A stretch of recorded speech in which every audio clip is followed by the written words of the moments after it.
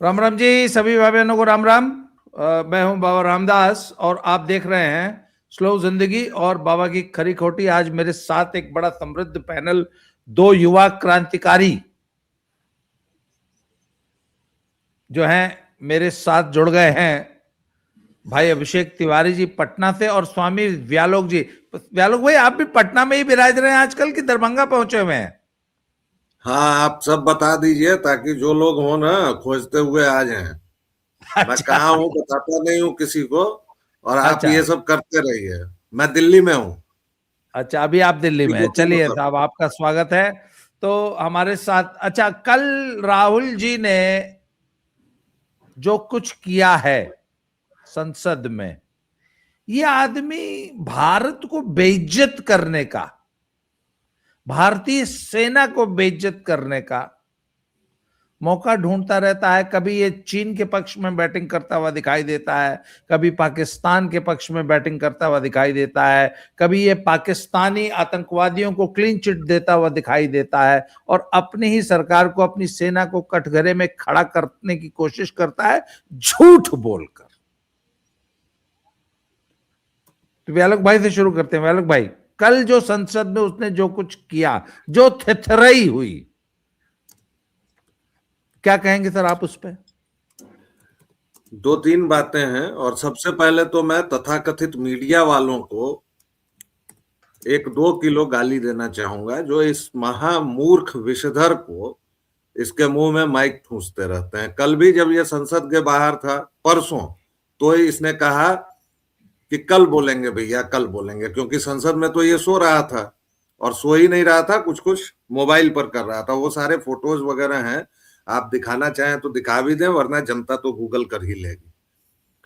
कल जब इससे तथाकथित मेन स्ट्रीम मीडिया वाले माइक लगा पूछ रहे थे, तो इस व्यक्ति ने फिर से अपनी वही दोहरी बात, दोहरी की जगह मैं क्या कहना चाह रहा हूं वो समझ लीजिए दर्शकों। फिर से इसने वही बात दोहराई कि आप सभी लोग भाजपा को डिफेंड करने वाले हैं। अब आप सभी लोग भाजपा को डिफेंड करने वाले हैं, इसने सीधे तौर पर, उसमें मैं 3-4 माइक्स जो देख सका, पीटीआई का था, एएनआई का था, और भी बहुतेरे माइक्स थे। तो सबसे बड़ी बात तो मैं इन मीडिया कर्मियों से पूछना चाहता हूं कि इनको क्या बेचैनी है, कौन सा इनका ऐसा गुप्त रोग है कि वो केवल और केवल इस विषधर राहुल से ही ठीक होगा, राहुल विंची से ही ठीक होगा। दूसरी बात, ये व्यक्ति किस चीज का, किस पदार्थ का सेवन करता है, वो भाई मुझे भी चाहिए, क्योंकि उसके बिना, उस पदार्थ के बिना तो इस तरह की बकवास बातें कोई नहीं बोल सकता है। एक ऐसी किताब जो अभी छपी भी नहीं है। हर एक व्यक्ति जानता है कि पूर्व आर्मी चीफ हो या इस तरह के सेंसिटिव जब भी पदों पर विराजमान लोग हों, तो सीसीएस के नियम साफ साफ कहते हैं कि आपको सरकार से अनुमति लेनी होगी। पेंगुइन से उस किताब का करार हुआ था। कुछ दिनों तक अमेजोन पर उसके लिए एडवांस में कॉपीज भी मांगी गई, 500-600, लेकिन अभी वो फिर से बंद कर चुके हैं, क्योंकि पिछले 2 साल से वो किताब फंसी हुई है। और इतना ही नहीं, ये राहुल विंची जिस चीज को लेके बहुत ज्यादा उछल रहा है, मैं एक किताब का जिक्र करना चाहूंगा। ब्रिगेडियर पीएस भगत की किताब है, lieutenant general TB Henderson brooks और ब्रिगेडियर पीएस भगत। पीएस भगत विक्टोरिया क्रॉस विजेता थे। उनकी किताब है 1962 China debacle the Henderson Bhagat report.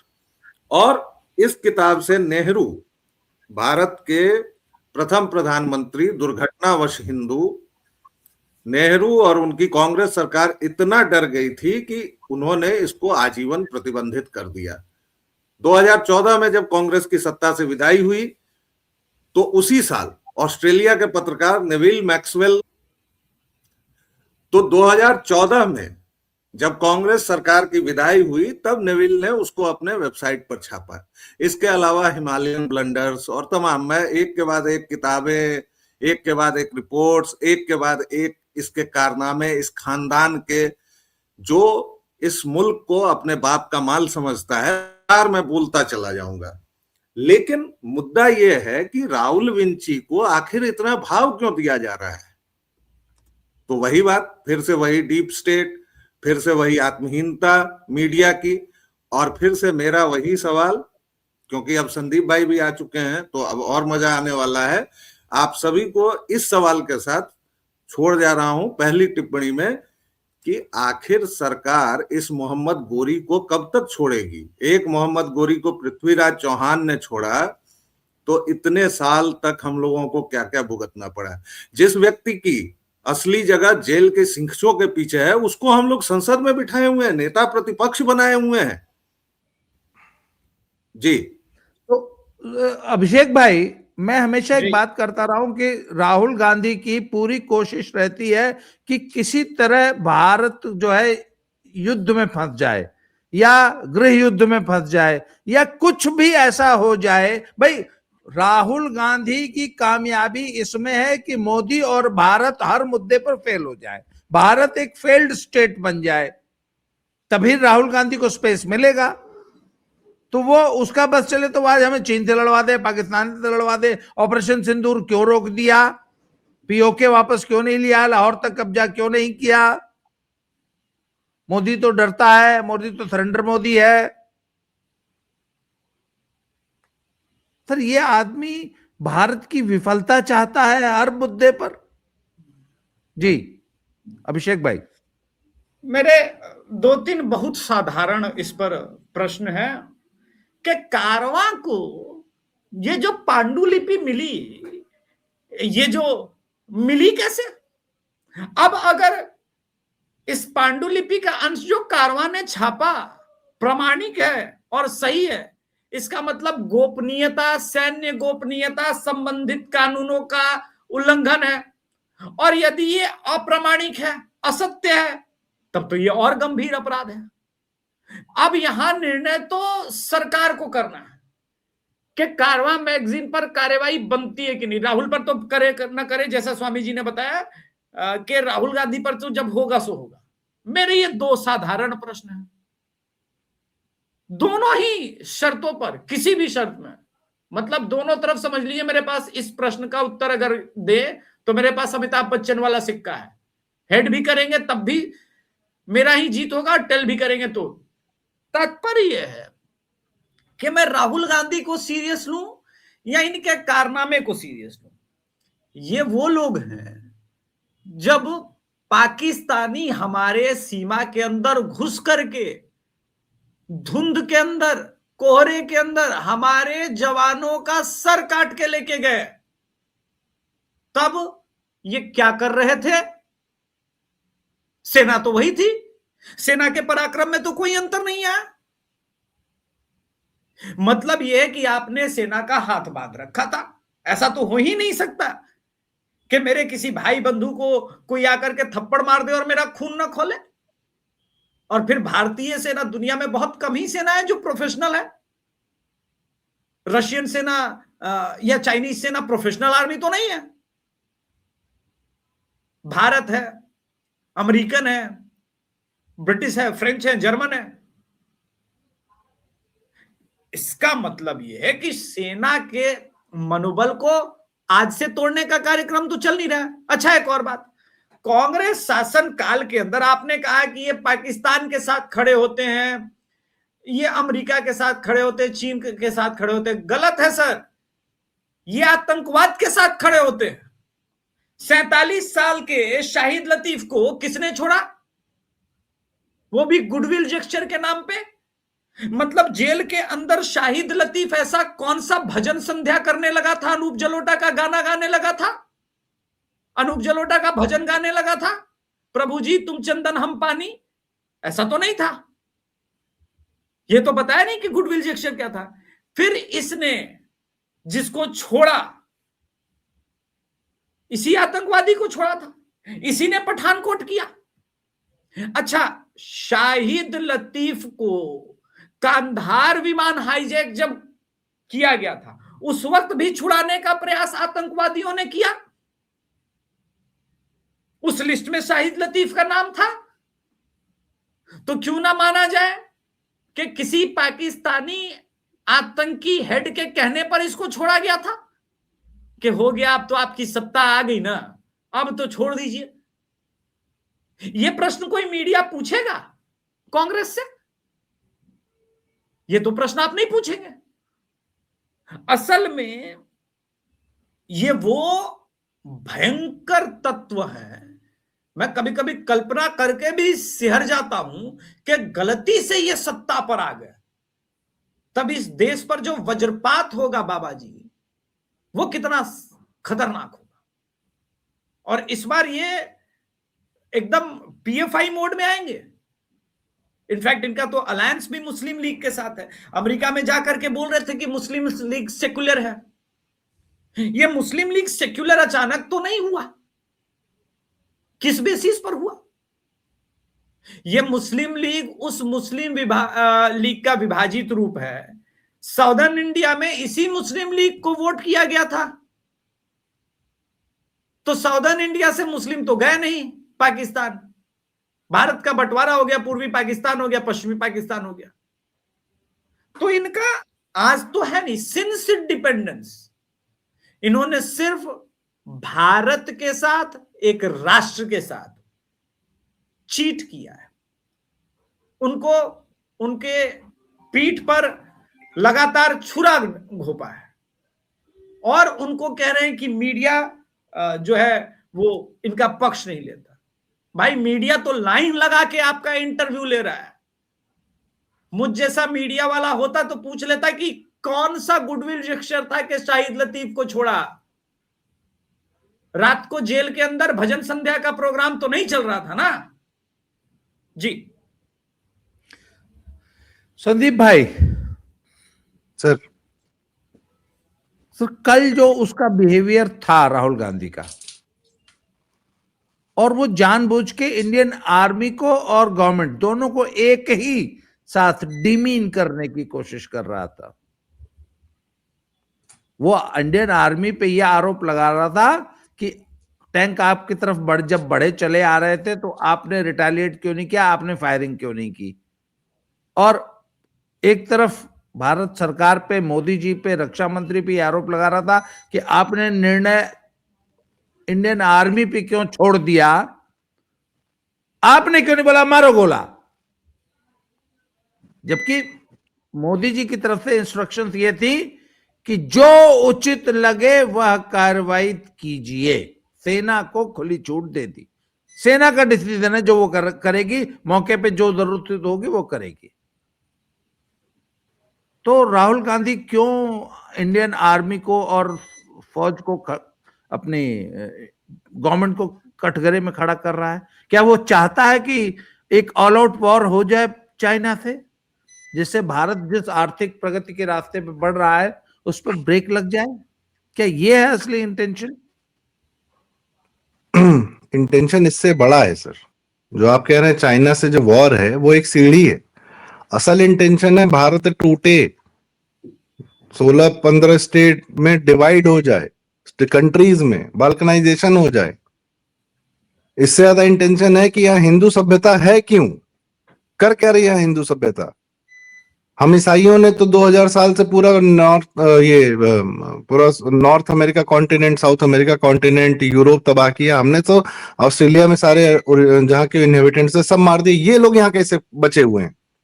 और हमारा जो छोटा वाला भाई है उसने तो पूरा मिस्र, इजिप्ट और सारी सभ्यताओं का विनाश कर दिया, इराक, ईरान, सब पुरानी सभ्यताओं का विनाश कर दिया। ये कैसे खड़े हैं यहाँ पे? समस्या ये है सर, वो उस मानसिकता से आ रहा है, वो उस पीढ़ी से आ रहा है, वो प्रवाह वहां से चल रहा है। इसका एक आदमी नहीं है राहुल गांधी। भारत पर हमले की सीरीज में अभी नाम लिया वैलोक जी ने, गोरी जी का, गोरी बोलना जी बोलना सर, वैलोक जी ने नाम लिया गोरी का। गोरी हो, वो आया था कोलंबस, वहां अमेरिका पहुंचा, यहाँ वास्को ड गामा है, सब तो हत्यारे थे। गोवा वाला सेंट, सो कॉल्ड सेंट, जिसको सेंट बना देते हैं, भारत में जितने सेंट है सब तो हत्यारे थे। गाजी की दरगाह, इसकी दरगाह, उसकी दरगाह, सब तो हत्यारे ही थे। वो अजमेर में बैठा हुआ है, लेटा हुआ है, चिश्ती। आज यहाँ पे तौकीर रजा और वो, मतलब अभी नाम ले रहे थे केरल के मुस्लिम लीग का, अभी कल भी एक संसद में स्पीच वायरल हुई जहां पे जो नए सांसद बने हैं उनके दोनों पांव काट दिए गए थे। किसने काटे? उन्होंने अपने दोनों नकली पांव टेबल पे रख के पूरी स्पीच दी है। वो नहीं सुनाई देगा किसी को। बांग्लादेश में आज हिंदू मार रहे हैं सब। हिंदू ही क्यों मार रहे हो तुम? अवामी लीग का झगड़ा हो, बीएनपी का झगड़ा हो, पाकिस्तान ने उर्दू तुम पे ला दी, मारा जा रहा है हिंदू। रेप हो रहा है बेटियों का, हिंदू बेटियों का। ये उस नस्ल से आता है, ये उस विचार से आता है, उस खून से आता है, ये उस गंदे खून से आता है। ये आदमी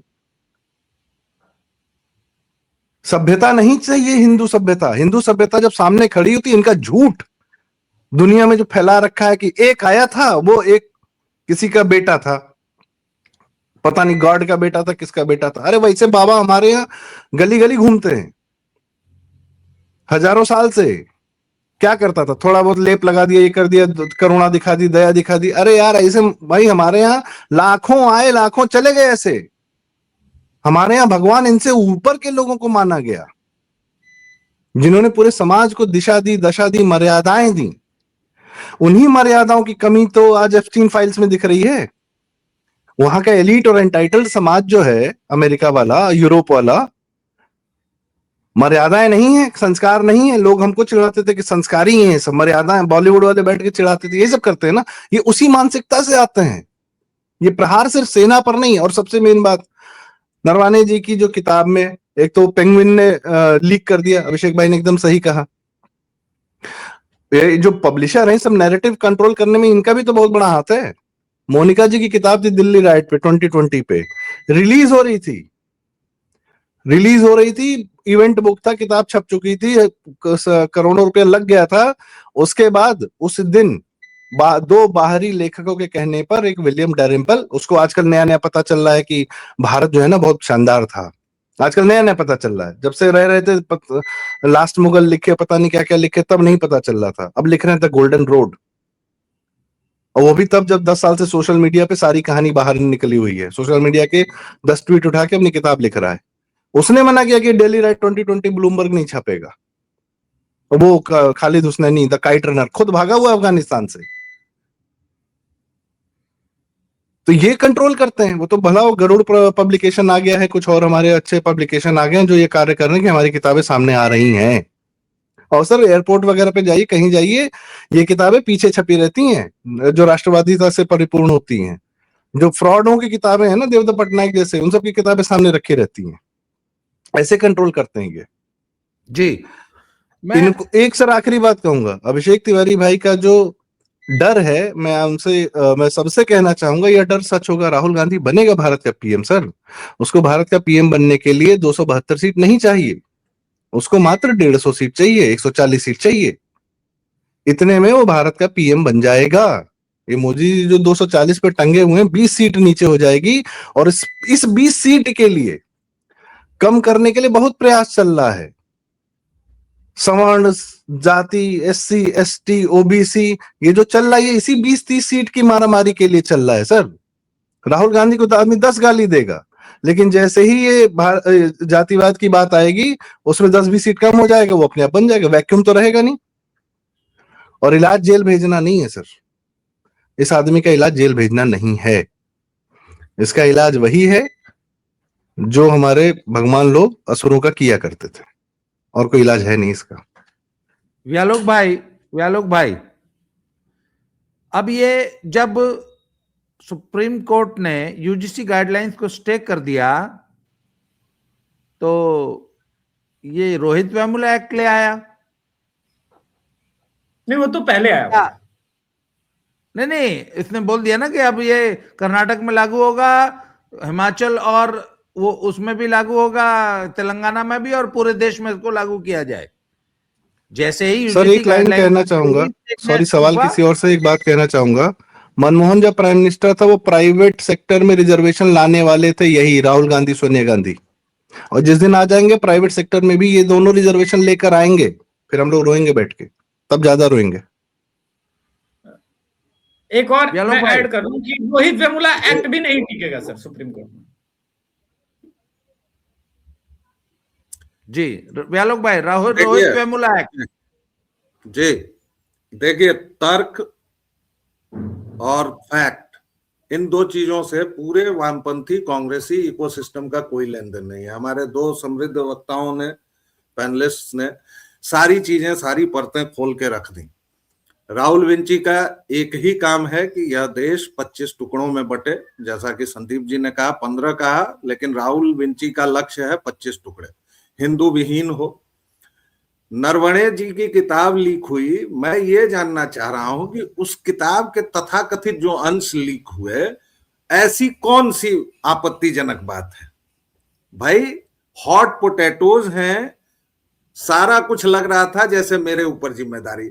आप सेनाध्यक्ष थे महोदय, तो आपके ऊपर जिम्मेदारी नहीं आएगी तो क्या मेरे ऊपर आएगी? मैं जाऊंगा क्या रणनीति बनाने? अब इसी में दूसरे तर्क पर आइए, ऑपरेशन सिंदूर हो या पुलवामा हो या बालाकोट हो, सब में मोदी जीवा ने कुछ नहीं किया, पूरा श्रेय लेने चले आए, वो तो हमारी बहादुर सेनाओं ने किया। तो भाई जब उसने, या तो घोड़ा या फिर वो जो एक गाना था पड़ोसन फिल्म का, ये दोनों कैसे चलेंगे? और ये वामपंथियों की पुरानी आदत है। मैं तो इनके मक्का मदीना से होके आया हूं ना, जेएनयू से। ये वही बोलते हैं जिसका ठीक उल्टा करते हैं। ये फेमिनिज्म बोलेंगे और रात में फिल्म दिखाने के बहाने असमत लूटेंगे। ये दलितवाद करेंगे और सबसे ज्यादा दलितों पर अत्याचार करेंगे। ये किसी भी बात में ब्राह्मणवाद से आजादी, अरे काहे क्या मतलब? पोलिट ब्यूरो में ब्राह्मण छोड़ के कोई दूसरा मिलता नहीं है और सब मिलके कहते हैं ब्राह्मणवाद से आजादी। इन लोगों की तार्किकता पर अब आइए, रोहित वेमुला पर जबरदस्ती इन लोगों ने कर करके उसको आखिरकार दलित बना ही दिया, जबकि वो ओबीसी है, ओबीसी है, ओबीसी है, प्रमाणित है। वो व्यक्ति ओबीसी होने के नाते अपनी कास्ट का फायदा उठाकर जेआरएफ लेता था, जेआरएफ के पैसों से दारू पीता था। और ये अगर मैं बोल दूंगा तो हो सकता है मेरे ऊपर मुकदमा हो जाए। करो भैया मुकदमा, देखेंगे। लेकिन उसने जो आखिरी चिट्ठी लिखी, उसका पूरा एक पैराग्राफ क्यों काट दिया गया भैया? क्योंकि उसमें एसएफआई की करनी थी, स्टूडेंट फेडरेशन ऑफ इंडिया, कि मैं बिल्कुल अकेला हो गया हूं, इन लोगों ने क्या क्या किया है। सुप्रीम कोर्ट में क्या होगा नहीं होगा, और मुझे इस देश की तथाकथित न्याय व्यवस्था पर मेरे क्या विचार हैं वो आप सब लोग जानते हैं, और कई बार मैं उसको खोल के बता चुका हूं। लेकिन जैसा अभिषेक जी ने कहा कि नहीं टिकेगा, इसलिए नहीं टिकेगा क्योंकि ये फ्रॉड है और फ्रॉड टिकेगा नहीं। अब लेकिन चलते चलते एक आखिरी टिप्पणी इस सरकार पर। 11 वर्षों से आप सत्ता में हैं, ये नैरेटिव कंट्रोल आपसे क्यों नहीं हो रहा है? क्यों राहुल विंची के मुंह में इतने लोग माइक लेके ठूसते हैं? क्यों ऐसा आ रहा है, क्यों ऐसा आ रहा है बार बार कि नरवणे जी की किताब में ऐसा क्या था? सरकार क्यों डर रही है? सरकार को क्या छुपाना है? आप जेएनयू के बारे में मैं टिप्पणी नहीं करूंगा, आपने बड़ी लकीर कहां खींची साहब? आप किताबें, आपके आसपास जो लोग खड़े हैं ministry of information and broadcasting में, उनका मैं नाम भी नहीं लेना चाहूंगा, जिन्होंने शुकर को जनेऊ पहनाया, आप उनको अपना प्रवक्ता बना रहे हैं, वो आपके लिए काम कर रहे हैं। एक दूसरा नाम बद्री नारायण तिवारी, उनके 2014 के पहले के आलेख पढ़ लीजिए, और इसके बाद लिस्ट दर लिस्ट है। इस पर तुरंत नीचे यह भी आ सकता है कि आपकी कुंठा बोल रही है, आपको नहीं मिला। भैया जी, मुझे इतना मिला, जो मिला पर्याप्त है, महादेव की कृपा, अनहद कृपा है, और मैं उसमें प्रसन्न हूं। लेकिन यह सरकार नैरेटिव कंट्रोल क्यों नहीं कर पा रही है? इस पर सोचना चाहिए इस सरकार को, इसके पुरोधाओं को। कभी इंफॉर्मेशन एंड ब्रॉडकास्टिंग मिनिस्टर में वो व्यक्ति दाढ़ी वाला प्रकाश जावड़ेकर खड़ा हो जाता है जो राणा आयूब की किताब का लोकार्पण करता है। आपके एचआरडी मिनिस्टर 4 के 4, अभी देखिए धर्मेंद्र प्रधान जी ने क्या बवासीर फैला दिया, अब उसको आप लेपते रहिए। जरूरत क्या है इस सब की? आपको जो काम करना था वो करना था कि बड़ी लकीर खींचनी थी, इनके सारे नैरेटिव्स को ध्वस्त। मैं इसका उत्तर देता हूं। जो मैं अभिषेक भाई एक मिनट, इससे पहले कि आप इसका उत्तर दें, उत्तर याद रखिएगा, मैं आप तीनों लोगों को का ध्यान आकर्षण, हमारा जो एक सोशल मीडिया समिट हम ऑर्गेनाइज कर रहे हैं आपके सहयोग से, वज्र घोष 15 फरवरी संडे दिन रविवार, Indirapuram institute of higher studies, Indirapuram, Ghaziabad, Noida. आप तीनों लोग उसमें पधार रहे हैं जी, और 24 से ज्यादा प्रखर वक्ता, हिंदूवादी यूट्यूब क्रिएटर्स उसमें पधार रहे हैं। आप सभी दर्शकों का स्वागत है। ये जो तीनों लोग मेरे साथ स्क्रीन पे दिखाई दे रहे हैं, इन्होंने ही उसकी बागडोर संभालनी है। तो अब अभिषेक जी आप बताइए, आप इसका जवाब दीजिए जो प्रश्न उठाया है स्वामी व्यालोक जी ने। हाँ, मैं उसका उत्तर देता हूँ। स्वामी जी ने जो बात कही ना, इससे मुझे याद आया कि जब शास्त्री जी की कैबिनेट में पढ़ रहा था, कहीं कैबिनेट में इंदिरा गांधी को शामिल होने को कहा गया, तो उन्होंने कहा कि मुझे इंफॉर्मेशन एंड ब्रॉडकास्टिंग मिनिस्ट्री चाहिए। साला इस देश में 11 साल से एक मंत्रालय कंप्लीट हॉलीडे पर है। उस मंत्रालय का नाम है आईएमबी मिनिस्ट्री। अभी इन्होंने ऑस्कर में एक फिल्म भेजी है, ठीक है सर, उस फिल्म ने जितना कुछ सरकार के विरुद्ध जहर उगला है, अब ये आप पूरी दुनिया में गाजे बाजे के साथ पैसा दे करके बताएंगे कि देखो मोदी सरकार मुसलमानों पर कितना अत्याचार कर रही है। आश्चर्यचकित होता हूं सर कि ये क्या कर रही है सरकार। किंतु फिर मेश्राम और जिन लोगों को सलाहकार बना के रखा है, फिर उसका परिणाम भी यही आना है। गलती से 1 घुन 2 घुन लगे तो ठीक है। फिर इनका तर्क होता है इनके आईटी सेलियों का कि विभीषण की आवश्यकता है। अरे भाई, तो एक विभीषण को लेके आओगे ना, या हनुमान जी, अंगद, नल, नील सबको निकाल के खाली विभीषण को भर लोगे, फिर युद्ध कहां जीतोगे। ये तो इनकी स्थिति हो गई है।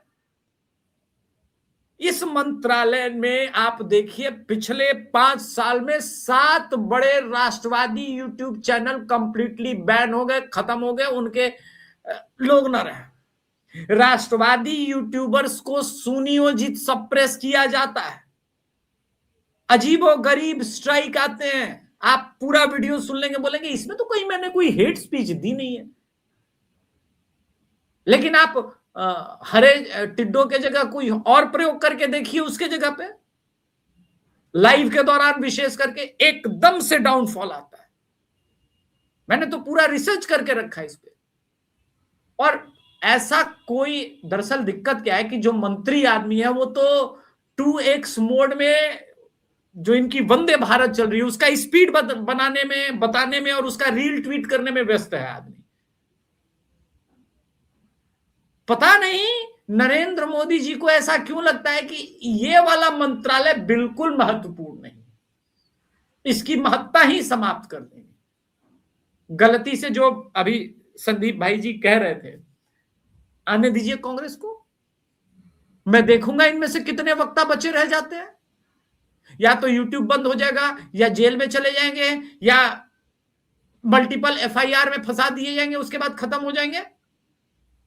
क्योंकि हम सब भी तो थे ना उस वक्त, जीवित ही थे। अभिषेक भाई, अरे सुनिए, पंजाब के यूट्यूबर्स ने सिर्फ एक आरटीआई एक्टिविस्ट के इस सवाल को शेयर कर दिया कि जब भगवंत मान जापान गया हुआ था तो उसका हेलीकॉप्टर कौन उड़ा रहा था, उसने आरटीआई मांग ली, उसका हेलीकॉप्टर केजरीवाल उड़ा रहा था, मुख्यमंत्री का बीवी उड़ा रही थी, केजरीवाल की बीवी उड़ा रही थी।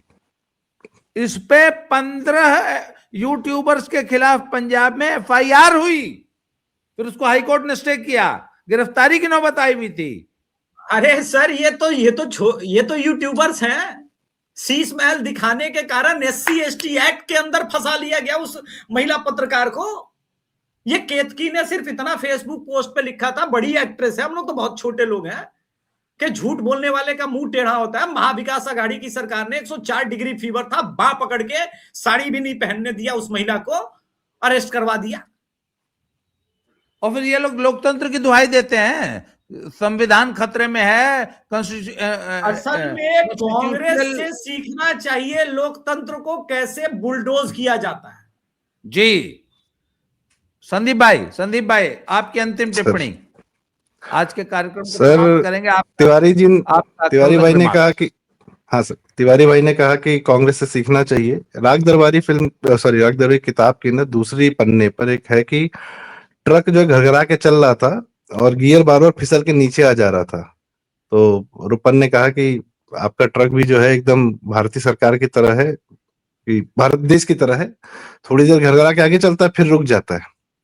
तो फिर गियर जो है ड्राइवर ने टांग के नीचे दबा लिया और फिर ट्रक भरवा के चला। तो कहते हैं कि ऐसे चलाना चाहिए देश को, गियर को टांग के नीचे दबा के। खैर वो शानदार पंक्तियां हैं, मजा आ जाता है पढ़ के उनको, अद्भुत है, कालजयी है रचना वो। मैं बताऊं सर, समस्या यहाँ नहीं है कि जो वैलू भाई कह रहे हैं, अभिषेक भाई कह रहे हैं कि आईएनबी मिनिस्ट्री क्या कर रही है, नहीं बना सकती भाजपा सरकार अपना नैरेटिव, अपने लोग नहीं बना सकती, गारंटी देता हूं। मीडिया के एक एक आदमी का चरित्र ये है कि उसको भ्रष्टाचारी सरकार चाहिए, उसके आत्मा में सेकुलरिज्म है। अडानी ने 200 करोड़ रुपया खरीद देकर एनडीटीवी खरीद लिया। कौन बैठा है वहां पे? जो लोग बैठे हो कह रहे थे पहलगाम में मस्जिद भी बननी चाहिए, मंदिर भी बननी चाहिए। तो जब आपको यही लोग मिलेंगे, सबकी आत्मा में सेकुलरिज्म है सर, सेकुलरिज्म का दूध पिलाया गया इन लोग को।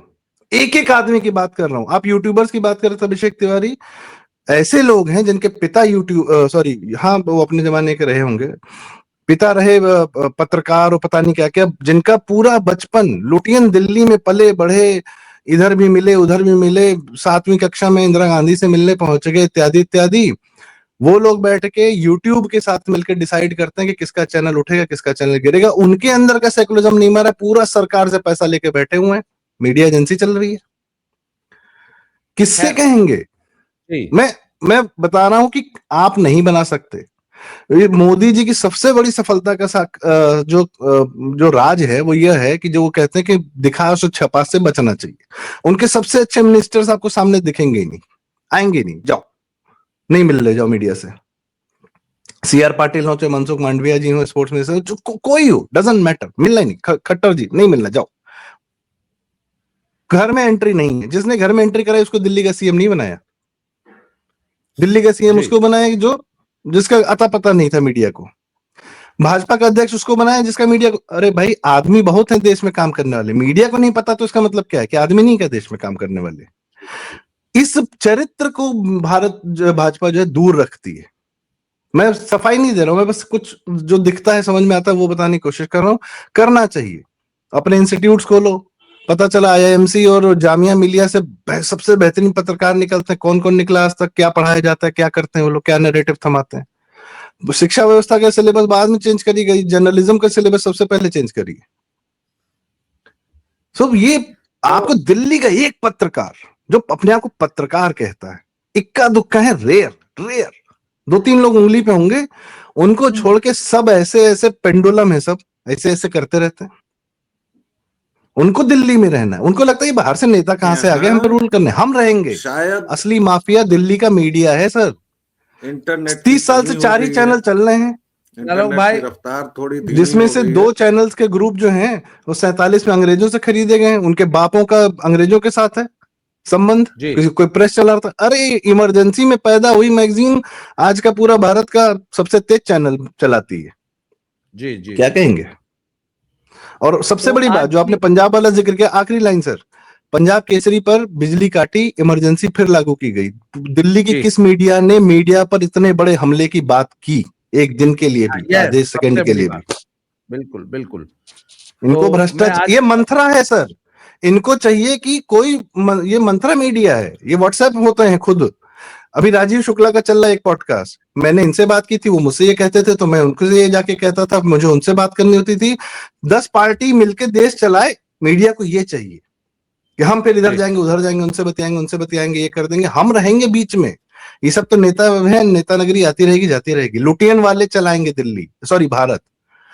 लुटियन वाले सर, भारत खुद को भारत नहीं मानते, न खुद को भारतीय मानते हैं, वो पेपर वेट हैं कि भारत नीचे रखा है और हम बैठे रहेंगे यहाँ पर। जी ये चरित्र ये सबका है, पूरी सबका चरित्र है, राष्ट्रवादी हो ये वो, डजंट मैटर। तो आप मैं नहीं आज बना सकते अपना नैरेटिव। जी मैं आज के इस वीडियो के बारे में एक बड़ी मजेदार बात दर्शकों को बता दूं कि कल रात को तय हुआ था सुबह 10 बजे कार्यक्रम करेंगे मैं और अभिषेक भाई का। सुबह बात हुई संदीप भाई से, 9:30 बजे उनको लिंक भेजा, उन्होंने आने में देर की, तब तक 10 बजे का समय दे दिया था व्यालोक भाई ने, तो वही लिंक उठा के भेज दिया व्यालोक भाई को, संदीप भाई वाला। तब तक इनका फोन आया है, महाराज लिंकवा कहाँ, 10 बजे तो हमरे संगे रह। वही लिंक भेज दिया अभिषेक भाई को और तीनों भाइयों को इकट्ठा कर लिया। तो आप तीनों आ रहे हैं सर वज्रघोष में? जरा जी बिल्कुल, बहुत बधाई आपको। वज्रघोष के लिए 4 लाइन बोल के आज का कार्यक्रम समाप्त कर दीजिए। मसला ये है दर्शकों श्रोताओं कि हम लोग समस्या भी जान रहे हैं और समाधान की तरफ भी। मैं हमेशा कहता रहा हूं कि राजनीतिक समाधान जब होगा तो वही होगा जो अभी हम लोग देख रहे हैं। राजनीतिक के साथ साथ सांस्कृतिक और सामाजिक क्रांति बहुत जरूरी है, और सामाजिक क्रांति के लिए सबसे बड़ी बात यह है कि आप अपनी हिंदू पहचान के साथ जगह, जैसा कि संदीप जी ने कहा कि राष्ट्रवादी हो गैर राष्ट्रवादी हो कौन हो उससे फर्क नहीं पड़ता, तमाम लोग इस हमाम में आकर नंगे हो जाते हैं। और ये हिंदू पहचान जब आपकी यूजीसी के बिल के दौरान धीरे से जो वो मवाद निकला है आपके जातिगत श्रेष्ठता का, और उसने जो बदबू फैलाई है उस पर भी ध्यान रखना होगा। और तभी आपके खिलाफ एक ऐसा दुश्मन है जो अभी फिलहाल केवल केरल के छोटी सी जगह और जेएनयू में सिमटा हुआ है, लेकिन आप देखिए कि 4-4 लोग बैठ के उसी के नैरेटिव पर चर्चा कर रहे हैं। वो कितना खतरनाक सहस्त्र मुख रक्त बीज हाइड्रा की तरह दुश्मन है, और जिसने पिछले 70 वर्षों से इस देश के मानस पर कब्जा कर रखा है। तो आपको चौतरफा प्रहार करना पड़ेगा, उसमें सरकार को भी आना पड़ेगा, जनता को भी आना पड़ेगा, और सबसे बड़ी बात हमें अपनी हिंदू पहचान के साथ जागना होगा। बस इतना ही। कब होगा क्या होगा, सनातनी हूं इसलिए हानि लाभ जीवन मरण यश अपयश विधियात, हम लोग अपना काम करेंगे, कारवां बढ़ता रहेगा। ये कारवां वो वाला कैरावान नहीं है जिसने अभी पूरा बवाल मचाया हुआ है। जय सिया राम। एक आखिरी लाइन इसी कारवान के बारे में, इसका जो मालिक है हरतोष सिंह बल एडिटर, वो उसका वीडियो वायरल था। नैनीताल में एक बुढ़े ने 70 साल के मुल्ले बुढ़े ने बेटी का रेप किया था, तो ये बैठ के बोल रहा था कि दोनों में संबंध था, क्यों नहीं हो सकता है। ऐसे चरित्र के लोग भारत का नैरेटिव डिसाइड कर रहे हैं, दुर्भाग्य। मेरा ये मानना है कि समाज से ही डीएम एसपी नेता जज और ये नैरेटिव मेकर निकलते हैं। तो ऐसे में वज्रघोष जैसा सब्जेक्ट समाज के बीच पहुंचने लगे और लोगों में जागृति है, समाज बदल जाएगा तो नेता डीएम एसपी सब बदल जाएगा, समाज बदल देता है। बाबा जी के पीछे मैं हमेशा लगा के रखता हूं वीडियो के समय, क्योंकि इन्होंने समाज को बदलने का काम किया। जो पुलिस अजान के समय घंटी पकड़े रहती थी, वही पुलिस अब अजान का लाउड स्पीकर करिए कम करो। समाज। धन्यवाद। लंगड़ों को कंधा देती है सर वो पुलिस आजकल। हाँ वही अंतर है। तो आप तीनों छोटे भाइयों ने समय दिया, इसके लिए बहुत बहुत आभार, धन्यवाद। दोबारा मिलते हैं। जय श्री राम, हर हर महादेव। हर हर महादेव। जय श्री राम।